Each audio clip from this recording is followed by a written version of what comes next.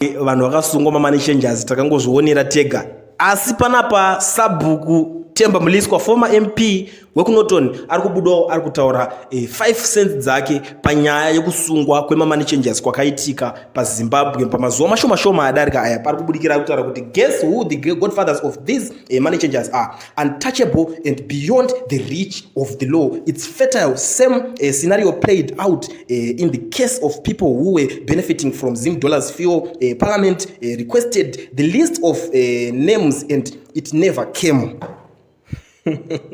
Pari kunzi varidzi vemamoney changers ivavo zvibaba zvisingasvikirike zvekuti chero makati kune mutemo hakuna, chero parliament yeZimbabwe yakatombotraya kuti ndanani mazita acho ngaauye, pakashaya kana hwana akavatanga, because pane mamwe mazita kaekuti kwada kuridedzera uchibva muparliament imomo unongona mota yako panze yaponja.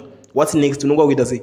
Utosiya mhuri here nenyaya yekuti nyaya yekuti unonga wada kuda kurotomoka, because pamwe pacho unongona kuda kurotomoka wozonzi bamunini mune proof here zvinhu zvamutaura izvi, unongona kutopinda busy kana urasikirwa kana neupenyu kana kutokanganisika career yacho iyoyo unenge unayo. Imagine kuti iwe unonga wati wabudikira uchiti ana ningi uri muparliament, ana ningi ndo ari kukonzeresa chichichi, panobva pangoiswa mari yekureba chaichayo, and it's very easy kuti iwe ku city rako ronongo uchikampena uri MP ungosvika uchingorigwa kozi unenge uri one kunongona ngodirwa mari zonzi ningi ndiye anonetsa ikoko. Saka make sure kuti ikoko hafaniri kana kunyuka kana kufema, city roro takutorida takutoisa mari yekuwanda. You see, ndo imwe nyaya inenge ichiitika panapa. So nyaya iri kubuda naTemba Mliswa iri kunzi hazvina kushata zvamuri kutaura zvekuti imimi muri kuti mukusunga mamoney changers aya, but varidzi vemamoney changers ivavo, because wadatarisa zvechokwadi mamoney changer wambona bhutsi anenge akapfeka inenge neshena isingaiti, mari yacho anoiona kupi money changer? Aya ngataura nechokwadi, money changer anoiona kupi mari yese?